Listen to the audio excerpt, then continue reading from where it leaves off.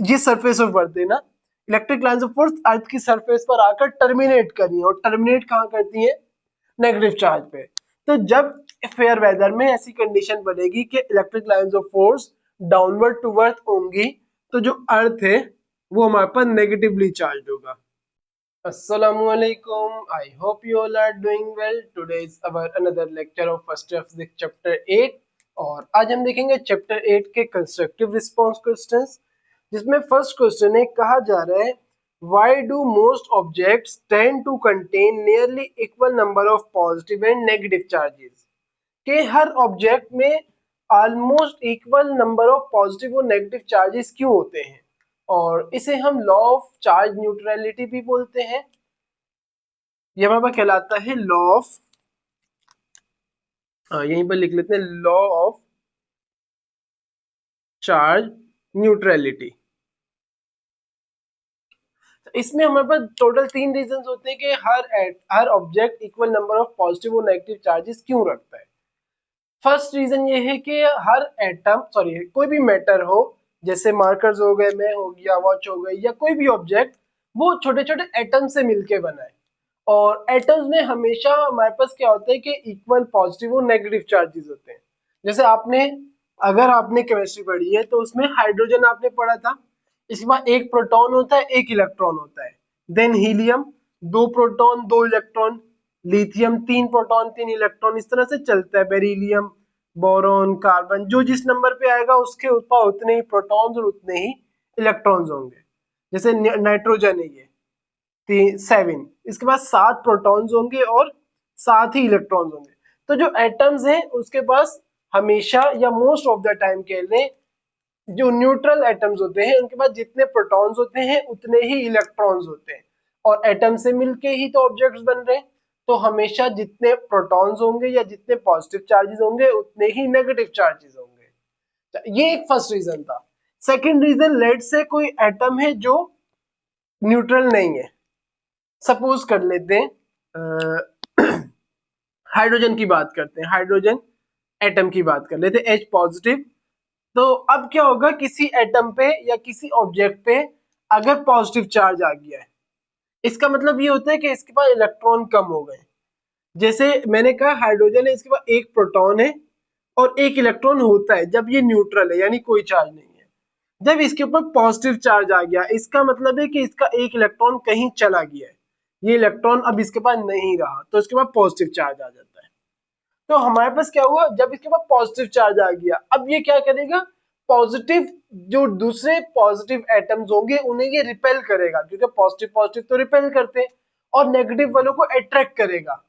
तो अगेन क्या होगा कि ये क्या करेगा, किसी नेगेटिव पार्टिकल को अपनी तरफ अट्रैक्ट करेगा और उससे इलेक्ट्रॉन लेके दोबारा न्यूट्रल हो जाएगा। यानी कि हर ऑब्जेक्ट चाह रहा है कि वो न्यूट्रल रहे, क्योंकि क्या होगा कि अब किसी पे पॉजिटिव चार्ज आ गया तो वो पॉजिटिव वालों को अट्रैक्ट ही नहीं करेगा, वो नेगेटिव वालों को अट्रैक्ट करेगा ताकि खुद वापसी न्यूट्रल हो सके। और लेट से कोई नेगेटिव आएगा तो वो उसको इलेक्ट्रॉन देगा और ये न्यूट्रल हो जाएगा। तो इसलिए ये सेकेंड रीजन है कि क्योंकि अपोजिट चार्जेस अट्रैक्ट करते हैं, अपोजिट चार्जेस अट्रैक्ट होंगे तो वो मिलके न्यूट्रल हो जाएंगे। जब थर्ड रीजन आता है और वो ये होता है कि हर एटम चाहता है कि उसके, हर एटम या हर ऑब्जेक्ट चाहता है कि उसकी एनर्जी कम से कम हो। जितनी कम एनर्जी होगी किसी एटम की या किसी ऑब्जेक्ट की, वो उतना ही ज्यादा स्टेबल होता है। और स्टेबिलिटी तब आती है जब किसी एटम के पास इक्वल नंबर ऑफ प्रोटॉन्स और इलेक्ट्रॉन्स हो। जैसे सपोज करें, मैं एक एटम की एग्जांपल लेता हूँ, कार्बन। कार्बन आप सबने सुना है, तो इसलिए कार्बन एटॉमिक नंबर 6, इसके बाद 6 प्रोटॉन्स हैं और 6 ही इलेक्ट्रॉन्स होते हैं। तो होता क्या है कि हर एक प्रोटॉन एक इलेक्ट्रॉन के इफेक्ट को कैंसिल करता है, 6 प्रोटॉन्स 6 इलेक्ट्रॉन्स के इफेक्ट को कैंसिल करेंगे, ओवरऑल न्यूट्रल, और इसी कंडीशन में इसकी एनर्जी मिनिमम हो सकती है। अगर ऐसा हुआ कि लेट से इसके पास इलेक्ट्रॉन्स कम हो गए, 4 इलेक्ट्रॉन्स है, अब क्या होगा, 4 इलेक्ट्रॉन्स 4 प्रोटॉन्स का इफेक्ट कैंसिल करेंगे, 2 प्रोटॉन्स का इफेक्ट रह जाएगा और इसकी एनर्जी बढ़ जाएगी। तो हर एटम स्टेबल रहना चाहता है, स्टेबल रहने के लिए क्या करना होगा कि अपनी एनर्जी कम से कम रखनी होगी। एनर्जी मिनिमम कब होगी, जब एक एटम के पास इक्वल नंबर ऑफ पॉजिटिव और नेगेटिव चार्जेस होंगे। इसका मतलब वो चाहेंगे कि हमारे पास हमेशा जितने पॉजिटिव चार्जेस हैं उतने ही नेगेटिव चार्जेस हो, और ऐसा होगा तो वो न्यूट्रल हो जाएंगे। तो ये तीन डिफरेंट रीजन है जिसकी वजह से लॉ ऑफ न्यूट्रलिटी जो है वो फॉलो किया जाता है, या यूं कहें कि तीन रीजन है जिसकी वजह से ऑब्जेक्ट हमेशा न्यूट्रल रहना चाहते हैं। तो ये हमारे पास क्वेश्चन नंबर 1 हो गया। क्वेश्चन 2 पे चलते हैं। When measuring an electric field could we use a negative rather than a positive charge. तो क्वेश्चन नंबर 2 है हमारे पास, और हमें कहा यह जा रहा है कि लेट से हमारे पास एक इलेक्ट्रिक फील्ड है और ये किसी पॉजिटिव चार्ज की इलेक्ट्रिक फील्ड है। हमने एक चीज पढ़ी थी कि इलेक्ट्रिक फील्ड इंटेंसिटी का फॉर्मूला होता है force per unit test charge, ऐसे ही। और हमने कहा था कि ये जो टेस्ट चार्ज है ये एक पॉजिटिव चार्ज होता है। जैसे लेट से ये इलेक्ट्रिक फील्ड है, हमें इस पॉइंट पर इलेक्ट्रिक फील्ड इंटेंसिटी फाइंड करनी है, यानी कि इस पॉइंट पर इलेक्ट्रिक फील्ड की वैल्यू क्या होगी उसे हम इलेक्ट्रिक फील्ड इंटेंसिटी बोलते हैं। अब हमने उसके लिए फाइंड कुछ इस तरह से किया था कि हमने कहा था कि यहाँ लाके एक टेस्ट चार्ज रखा।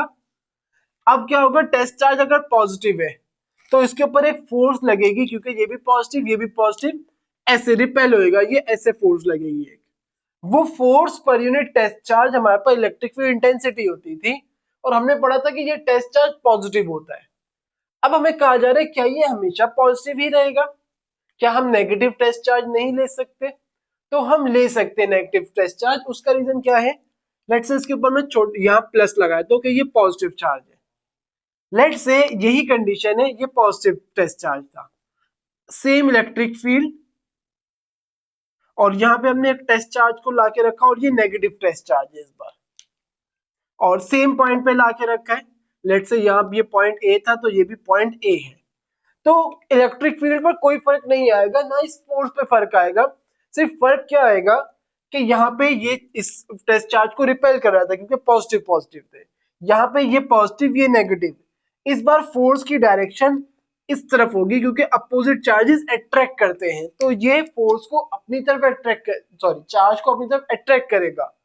दोनों केसेस में फोर्स की वैल्यू सेम रहेगी, सिर्फ डायरेक्शन का फर्क आएगा। और डायरेक्शन का अगर आप देखें इलेक्ट्रिक इंटेंसिटी में force per unit test charge, सिर्फ फर्क क्या आएगा कि फोर्स की डायरेक्शन अपोजिट हो जाएगी, इलेक्ट्रिक फील्ड इंटेंसिटी के मैग्नीट्यूड में कोई फर्क नहीं आएगा।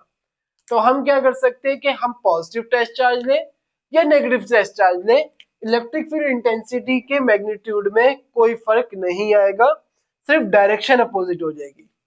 यहाँ पे फोर्स ऐसे तो इलेक्ट्रिक फील्ड इंटेंसिटी की डायरेक्शन भी ऐसे ही आएगी, यहाँ फोर्स ऐसे तो इलेक्ट्रिक फील्ड इंटेंसिटी की डायरेक्शन भी ऐसे आएगी। तो सिर्फ डायरेक्शन में फर्क आएगा, मैग्नीट्यूड में कोई फर्क नहीं आएगा। तो हम पॉजिटिव टेस्ट चार्ज भी ले सकते हैं और नेगेटिव टेस्ट चार्ज भी ले सकते हैं। Now question number 3, during fair weather the electric field due to the net charge on earth points downward, is earth charge positively और नेगेटिवली? कह रहे हैं कि जब फेयर वेदर होता है तो जो नेट टोटल चार्ज है अर्थ पे उसकी इलेक्ट्रिक फील्ड डाउनवर्ड होती है टुवर्ड अर्थ। जैसे सपोज करें कि मैं कंप्लीट अर्थ नहीं ले रहा, लेट्स सपोज ये सरफेस ऑफ अर्थ है और सारा का सारा चार्ज मैंने ला के यहाँ रख दिया, तो इसकी जो इलेक्ट्रिक फील्ड होगी ऐसे टुवर्ड डाउनवर्ड टुवर्ड अर्थ होगी, कुछ ऐसे। तो हमें कहा जा रहा है कि फेयर वेदर में कंडीशन क्या है कि जो टोटल चार्ज है उसकी इलेक्ट्रिक फील्ड डाउनवर्ड टुवर्ड अर्थ होगी। तो अर्थ क्या पॉजिटिव चार्ज होगा या नेगेटिव चार्ज होगा, ये बताना है हमने। और ये हमारे पास है क्वेश्चन नंबर 3। तो इसमें मोस्ट ऑफ द जो क्वेश्चन है वो आपको फिगर से ही समझ आएंगे, उसमें ज्यादा मुश्किल नहीं है। हमारे पास होता क्या है कि लेट से हमारे पास एक पॉजिटिव चार्ज है और ये इसकी इलेक्ट्रिक फील्ड। हमेशा याद रखना है कि electric lines of force means electric field जिससे रिप्रेजेंट होती है उसे हम कहते हैं इलेक्ट्रिक लाइंस ऑफ फोर्स। वो हमेशा पॉजिटिव चार्ज से निकलती हैं और नेगेटिव चार्ज पर टर्मिनेट कर जाती हैं। मींस कुछ इस तरह से इलेक्ट्रिक लाइंस ऑफ फोर्स ऐसे निकलती हैं एक पॉजिटिव चार्ज से, यानी कि हमेशा जो जनरेट होंगी इलेक्ट्रिक लाइंस ऑफ फोर्स वो पॉजिटिव चार्ज की सरफेस से जनरेट होती हैं और टर्मिनेट कहाँ करेंगी, नेगेटिव चार्ज की सरफेस पे। लेट्स से ये हमारे पास एक नेगेटिव चार्ज है और इलेक्ट्रिक लाइंस ऑफ फोर्स आएंगी तो इसके ऊपर आके टर्मिनेट कर देंगी यानी खत्म हो जाएंगी, कुछ ऐसे। तो electric lines of force originate कहां से होती है? From the surface of positive charge और टर्मिनेट हो जाती है on the surface of negative charge. तो अगर हमारे पास क्या होता है कि, एक मिनट, इस डायग्राम को मैं दोबारा बनाता हूं। लेट से हमारे पास ये रहा अर्थ, ये सरफेस ऑफ अर्थ, और जो टोटल चार्ज है अर्थ के ऊपर वो मैंने लाके यहां रख दिया। जो टोटल चार्ज एग्जिस्ट करता है वो ये रहा, सपोज कर ले। और इसकी इलेक्ट्रिक लाइंस ऑफ फोर्स सारे की सारी टुवर्ड अर्थ आ रही है, कुछ ऐसे। तो इसका मतलब क्या है कि अर्थ के ऊपर आके इलेक्ट्रिक लाइंस ऑफ फोर्स क्या हो रही है? क्या अर्थ की सरफेस से प्रोड्यूस हो रही है या अर्थ की सरफेस पर टर्मिनेट कर रही है? अर्थ की सरफेस पर आके टर्मिनेट कर रही है, डाउनवर्ड है ना, टुवर्ड अर्थ। तो इलेक्ट्रिक लाइंस ऑफ फोर्स, ये सरफेस ऑफ अर्थ है ना, इलेक्ट्रिक लाइंस ऑफ फोर्स अर्थ की सरफेस पर आकर टर्मिनेट कर रही है, और टर्मिनेट कहाँ करती है? नेगेटिव चार्ज पे। तो जब फेयर वेदर में ऐसी कंडीशन बनेगी कि electric lines of force downward to earth होंगी, तो जो अर्थ है वो हमारे पास नेगेटिवली चार्ज होगा।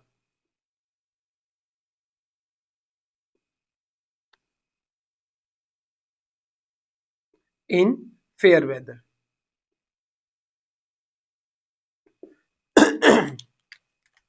तो इसमें कोई ज्यादा मुश्किल नहीं थी, आसान सी बात है, बस थोड़ा सा सोचना होता है हमारे को।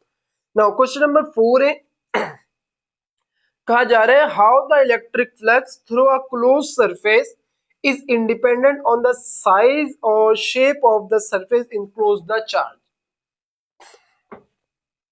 और ये हमारे पास है क्वेश्चन नंबर 4। इसमें कहा कुछ यूं जा रहा है कि पहले इलेक्ट्रिक फ्लक्स को समझ लें। इलेक्ट्रिक फ्लक्स क्या होता था? लेट्स से हमारे पास एक सरफेस है, इस सरफेस पर से कितनी electric lines of force pass हो रही होंगी उसे हम इलेक्ट्रिक फ्लक्स बोलते हैं। कितनी electric lines of force perpendicularly pass हो रही होंगी, ऐसे बोलते हैं। जैसे ऐसे इलेक्ट्रिक लाइंस ऑफ फोर्स आ रही हैं, जितनी ज्यादा इलेक्ट्रिक लाइंस ऑफ फोर्स इस एरिया पर से पास होंगी हम कहेंगे इलेक्ट्रिक फ्लक्स उतना ही ज्यादा है। अब हमें कहा ये जा रहा है कि लेट से हमारे पास एक चार्ज है प्लस क्यू, और इसको हम एक सरफेस, एक स्फीयर में ऐसे बंद कर देते हैं। एक और चार्ज है प्लस क्यू, और इसको हम एक अजीब सी शेप में ऐसे क्लोज कर देते हैं कंप्लीट। एक और सेम प्लस क्यू चार्ज है, इसको हम एक ऐसी शेप में क्लोज कर देते हैं। इलेक्ट्रिक फ्लक्स तीनों केसेस में सेम होगा, क्यों? ये बताना है एक्चुअली हमने। तो हमने गॉसेस लॉ पढ़ा था, और गॉसेस लॉ कहता है कि जो नेट इलेक्ट्रिक फ्लक्स है वो बराबर होता है 1/ε0 times total charge enclosed by the surface. हाँ, इसको ठीक कर ले कि कोई भी सरफेस है, कैसी भी सरफेस है, उसके अंदर, उसके अराउंड या उसके थ्रू जो इलेक्ट्रिक फ्लक्स होगा उसके लिए फॉर्मूला होता है 1/ε0 times the total charge enclosed by the surface. यानी कि लेट से अभी यहाँ पे मैंने एक ही चार्ज रखा था, मैं बहुत सारे चार्जेस रख देता हूँ, Q1 Q2 Q3 Q4 Q5। Similarly यहाँ पे भी Q1 Q2 Q3 Q4 और Q5, ये भी Q1 Q2 Q3 Q4 और Q5। अब गॉसेस लॉ क्या कहते हैं कि जो इलेक्ट्रिक फ्लक्स होगा ड्यू टू टोटल चार्ज, कितने भी चार्ज हो, एक हो, दो हो, 10 हो, 100 हो, 1000 हो, कितने भी हो, उन टोटल चार्जेस को हम ऐड करेंगे और उसको 1/ε0 से मल्टीप्लाई कर देंगे। ये एक कांस्टेंट होता है, और यहाँ पे जो ε0 है इसकी वैल्यू होती है 8.89 एक्सपोनेंट माइनस 12 कूलम स्क्वायर पर न्यूटन मीटर स्क्वायर। ये एप्सिलॉन एप्सिलॉन 1/ε0 कांस्टेंट है। टोटल चार्ज, जितना भी चार्ज होगा वो किसी भी शेप की सरफेस में इनक्लोज्ड है, उन टोटल चार्जेस को ऐड करके इससे मल्टीप्लाई करेंगे, इलेक्ट्रिक फ्लक्स आ जाएगा। इट मींस ये फॉर्मूला हमें वाज़ेह तौर पे बता रहा है कि शेप कैसी भी हो, फॉर्मूला कहीं पर शेप पे डिपेंड कर रहा है? नहीं कर रहा। जो टोटल चार्ज है सिर्फ उस पे इलेक्ट्रिक फ्लक्स डिपेंड कर रहा है। इसका मतलब है कि सरफेस कोई भी आ जाए, इलेक्ट्रिक फ्लक्स की वैल्यू चेंज नहीं होगी। तो हमारे पास जो क्वेश्चन है अगर उसको रिपीट करें, कहा गया है how the electric flux through a closed surface is independent on the size और शेप ऑफ द सरफेस।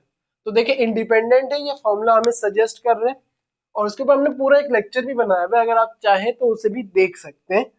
अभी सिर्फ इतना रखें कि जो गॉसेस लॉ ये बात बिल्कुल वाजे तौर पे सजेस्ट कर रहा है कि इलेक्ट्रिक फ्लक्स ना तो डिस्ट्रीब्यूशन ऑफ चार्ज पे डिपेंड कर रहा है, डिस्ट्रीब्यूशन ऑफ चार्ज मींस इस चार्ज को मैं इधर भी लाके रख दूं कोई फर्क नहीं आएगा, ना शेप ऑफ ऑब्जेक्ट पे डिपेंड कर रहा है, ना साइज ऑफ ऑब्जेक्ट पे डिपेंड कर रहा है, सिर्फ इस चीज पे डिपेंड कर रहा है कि चार्ज कितना है बस। तो ये भी हमें पता लग गया। नाउ नेक्स्ट क्वेश्चन है, कहा जा रहा है question 5, what is electric dipole and electric dipole moment. Question number हमारा है 5, जस्ट अ मिनट, इसको मिटा देते हैं। क्वेश्चन नंबर 5, क्वेश्चन 5 में कहा जा रहा है कि इलेक्ट्रिक डाइपोल क्या होते हैं और इलेक्ट्रिक डाइपोल मोमेंट क्या होता है। देखिए इलेक्ट्रिक डाइपोल नाम से ही पता लग रहा है ना, इलेक्ट्रिक डाइपोल, डाइपोल मीन दो पोल, दो पोल्स अगर बन जाए तो उसे हम इलेक्ट्रिक डाइपोल बोलते हैं। दो पोल्स कैसे बनेंगे, लेट्स से हमारे पास एक पॉजिटिव चार्ज है प्लस क्यू बोल देते हैं, एक नेगेटिव चार्ज है माइनस क्यू बोल देते हैं, और दोनों का चार्ज सॉरी दोनों का जो मैग्नीट्यूड है वो सेम है। लेट्स से ये भी 2 कूलम है तो ये भी 2 कूलम, लेकिन ये +2 कूलम ये -2 कूलम, दोनों का चार्ज सेम है, साइन अपोजिट है, मैग्नीट्यूड सेम है यानी कि, और दोनों कुछ डिस्टेंस डी पर रख दिए जाते हैं, तो इसे हम कहते हैं इलेक्ट्रिक डाइपोल। क्या होंगे electric dipole, two charges of equal magnitude but opposite in direct opposite sign are separated by a small distance d is called electric dipole। आसान सी बात है। अब इलेक्ट्रिक डाइपोल मोमेंट क्या होता है हमें इस बात को समझना है। इलेक्ट्रिक डाइपोल तो आसान सा है, इलेक्ट्रिक डाइपोल मोमेंट, मोमेंट का वर्ड आपने इससे पहले पढ़ा है मोमेंट ऑफ फोर्स, जो एक्चुअली आपके पास होता था टॉर्क। मोमेंट के जो आसान मीनिंग होते हैं वो होते हैं रोटेशन होना, जब भी मूवमेंट का वर्ड आ जाए इसका मतलब कुछ ना कुछ रोटेशन हो रही है। अब लेट सपोज यही हमारे पास इलेक्ट्रिक डाइपोल है और इसे हम एक इलेक्ट्रिक फील्ड में लाके रख देते हैं। कैसे, सपोज करें कि हमारे पास दो प्लेट्स हैं कुछ ऐसे, और इन प्लेट्स को हम एक बैटरी से कनेक्ट कर देते हैं, ये पॉजिटिव और ये नेगेटिव। तो पॉजिटिव से क्या होगा, यहाँ के सारे इलेक्ट्रॉन इधर आ जाएंगे, इस प्लेट पर ओवरऑल नेगेटिव चार्ज बन जाएगा, सॉरी पॉजिटिव चार्ज बन जाएगा, और यहां से इलेक्ट्रॉन्स इधर आएंगे, इस पूरी प्लेट पर नेगेटिव चार्ज आ जाएगा। अब हम करते क्या है कि इसके बीच में एक इलेक्ट्रिक डाइपोल को लाके रख देते हैं, लेट से कुछ ऐसे, थोड़ी देर के लिए ऐसे रख देते हैं कि लेट से ये इलेक्ट्रिक डाइपोल है, मैं ऐसे बना रहा हूं ताकि समझने में आसानी हो जाए। इस तरफ प्लस क्यू चार्ज है और इस तरफ माइनस क्यू चार्ज है। अब होगा क्या कि ये एक इलेक्ट्रिक डाइपोल है, वही प्लस क्यू माइनस क्यू कुछ डिस्टेंस डी पे, क्या इसके ऊपर जब हमने इस इलेक्ट्रिक फील्ड में लाके इसको रखा तो क्या होगा, ये कुछ इस तरह से रोटेट कर जाएगा, कुछ ऐसे। क्या होगा कि ये पॉजिटिव वाला जो चार्ज है ये नेगेटिव की तरफ अट्रैक्ट होगा, फोर्स ऐसे लगेगी, नेगेटिव वाला चार्ज पॉजिटिव पे अट्रैक्ट होगा, फोर्स ऐसे लगेगी। तो ये कैसे रोटेट कर जाएगा, डाइपोल ऐसे पड़ा हुआ है ऐसे रोटेट कर जाएगा। ये जो रोटेशन आई है इसे हम कहते हैं इलेक्ट्रिक डाइपोल मूवमेंट। मूवमेंट का मतलब क्या था, रोटेशन आना। ये रोटेशन आई है कुछ ऐसे, देखे ऐसे था, पॉजिटिव वाला उधर अट्रैक्ट हुआ, नेगेटिव वाला इधर, ये रोटेट होके ऐसे हो जाएगा। तो इसको हम कहते हैं इलेक्ट्रिक डाइपोल मूवमेंट, और इसके लिए हमारे पास फॉर्मूला होता है इलेक्ट्रिक डाइपोल मूवमेंट के लिए, इसे हम रिप्रेजेंट करते हैं P से। डाइपोल मूवमेंट को ये बराबर होता है किसी भी एक चार्ज का मैग्नीट्यूड और मल्टीप्लाई इन दोनों के बीच में जो डिस्टेंस डी है वो, ये हमारे पास बराबर होता है इलेक्ट्रिक डाइपोल मूवमेंट के, जो कि एक वेक्टर क्वांटिटी होती है। नाउ एमसी क्वेश्चन नंबर 6 की तरफ चलते हैं। क्वेश्चन 6 में कहा जा रहा है, a charge particle is seen to be moving in an electric field along a straight line, how it effect the path of motion of particle. कि जो पार्टिकल है वो एक इलेक्ट्रिक फील्ड में स्ट्रेट लाइन में मूव करता है, तो जो पार्टिकल है उसका चार्ज किस तरह से उसकी मोशन को इफेक्ट करेगा हमें ये बताना है। तो बहुत ही आसान है, ये तो हमने क्वेश्चन 2 में भी देख लिया है। लेट से एक इलेक्ट्रिक फील्ड है, जैसे हमने यहाँ पे फील्ड बनाई ऐसे ही बना लेते हैं, क्योंकि यहाँ पे भी क्या हो रहा है, इलेक्ट्रिक फील्ड होगी, इस तरफ नेगेटिव चार्ज, इस तरफ पॉजिटिव चार्ज। तो सेम इसी तरह एक डायरेक्शन, एक वो बना लेते हैं हम। ये फिगर हमारे पास कहलाती है कैपेसिटर की फिगर होती है इस तरह की, प्लस और माइनस और प्लस। सेम क्या होगा, इस तरफ नेगेटिव चार्जेस, इस तरफ पॉजिटिव चार्जेस। अच्छा, अब हमने क्या किया, यहाँ पे इलेक्ट्रिक लाइंस ऑफ फोर्स मैंने कैसे बताया था, लाइंस ऑफ फोर्स कैसे आती हैं, पॉजिटिव से निकलती है, नेगेटिव पर टर्मिनेट कर जाती है। यहाँ पे भी ऐसे ही होगा, इलेक्ट्रिक लाइंस ऑफ फोर्स ऐसे निकलेंगी और यहाँ आके टर्मिनेट कर देंगी, तो यहाँ एक इलेक्ट्रिक फील्ड बन जाएगी। अब हमारे पास कहा ये जा रहा है कि जो चार्ज है वो स्ट्रेट लाइन में तो फील्ड में मूव करता है, लेकिन उसकी जो डायरेक्शन है या उसकी मोशन है वो चार्ज के ऊपर इटसेल्फ किस तरह से डिपेंड करेगी। तो कुछ इस तरह से कि लेट से मैंने यहां सेंटर में लाके एक पॉजिटिव चार्ज रख दिया, तो होगा क्या कि इस तरफ भी पॉजिटिव, इस तरफ भी पॉजिटिव, ये इसको दूर करेगा, रिपेल करेगा। इस तरफ नेगेटिव, इस तरफ पॉजिटिव, ये क्या चाहेगा कि ये चार्ज ऐसे मूव कर जाए इस तरफ नेगेटिव, इस तरफ पॉजिटिव, तो ये अट्रैक्ट करेंगे, ये चार्ज इस तरफ मूव होएगा और पॉजिटिव चार्ज इलेक्ट्रिक फील्ड में ऐसे मूव कर जाएगा। अच्छा, अब अगर हमारे पास एक नेगेटिव चार्ज है माइनस क्यू, ये कैसे मूव करेगा, कुछ ऐसे के नेगेटिव नेगेटिव रिपेल करेंगे, ये साइड चाहेगी ये ऐसे चला जाए, और नेगेटिव पॉजिटिव अट्रैक्ट करेंगे, ये साइड चाहेगी ये ऐसे ही आए। तो positive charge positive to negative move करता है, negative charge negative to positive move करता है, कुछ ऐसे। तो हमारे पास इलेक्ट्रिक फील्ड में चार्ज की इटसेल्फ जो चार्ज है वो किस तरह से अपनी मोशन को इफेक्ट करेगा कि जो डायरेक्शन है वो अपोजिट रहेगी, हमेशा स्ट्रेट लाइन में मूव करेंगे लेकिन जो डायरेक्शन है वो अपोजिट हो जाती है। तो नाउ हमारे पास लास्ट क्वेश्चन है, कहा जा रहा है an electron has a speed of exponent 6 metre per second, find its energy in electron volt. Speed दे दी गई है और हमें कहा जा रहा है कि इसकी एनर्जी फाइंड करनी है, तो हम इसे रेज कर देते हैं और यहां से हम लास्ट क्वेश्चन है, क्वेश्चन 7 है, 6 तक हो गए ना, यस। क्वेश्चन 7 कुछ इस तरह से कि हमारे पास एक न्यूमेरिकल टाइप क्वेश्चन है, गिवन रिक्वायर्ड और सॉल्यूशन। गिवन हमारे पास इलेक्ट्रॉन है और इलेक्ट्रॉन की स्पीड गिवन है, वेलोसिटी ऑफ इलेक्ट्रॉन हमें गिवन है 10 की पावर 6 मीटर पर सेकेंड, और रिक्वायर्ड हमारे पास है एनर्जी फाइंड करनी है। एक इलेक्ट्रॉन अगर मूव कर रहा है तो उसका मतलब उसके पास कौन सी एनर्जी होगी, काइनेटिक एनर्जी। मोशन की वजह से जो एनर्जी आती है वो काइनेटिक एनर्जी होती है, और काइनेटिक एनर्जी के लिए फॉर्मूला होता है kinetic energy is equal to half m, क्या हो जाएगा, mass of electron, v velocity of electron. तो यहां से हमारे पास एनर्जी आ जाएगी और क्या आएगी, E is equal to half mass of electron 9.11 exponent minus 31 और VE, अच्छा हाफ mv स्क्वायर है, एक्सपोनेंट 6 का स्क्वायर, सही है। 2 डिवाइड होगा 9.11 से, तो ये हमारे पास आ जाएगा 4.55, 9.11 डिवाइड बाय 2 हमारे पास आएगा 4.55 एक्सपोनेंट माइनस 31 और 10 की पावर 6 12 एक्सपोनेंट 12, बेस सेम होंगी, पावर ऐड होंगी, माइनस 31 प्लस 12 हमारे पास आ जाएगा 19, तो ये हमारे पास आ जाएगा 4.55 एक्सपोनेंट माइनस 19 जूल। ये हमारे पास इलेक्ट्रॉन की एनर्जी आ गई जूल में, लेकिन हमें कहा गया है कि हमें फाइंड करनी है इलेक्ट्रॉन वोल्ट में। तो मैं इसी को थोड़ा सा अरेंज करके अगर लिखूं, क्या मैं इसको ऐसे लिख सकता हूं कि 4.55 एक्सपोनेंट माइनस 19 मल्टीप्लाई 1 जूल, कुछ ऐसे लिख सकता हूं मैं, कोई फर्क तो नहीं आएगा। अब हमारे पास होता यह है कि 1 इलेक्ट्रॉन वोल्ट बराबर होता है 1.6 एक्सपोनेंट माइनस 19 जूल के, हमें चाहिए 1 जूल, तो मैं इसको इसी को ऐसे लिख सकता हूं 1.6 एक्सपोनेंट माइनस 19 इंटू 1 जूल। क्या कोई फर्क आएगा?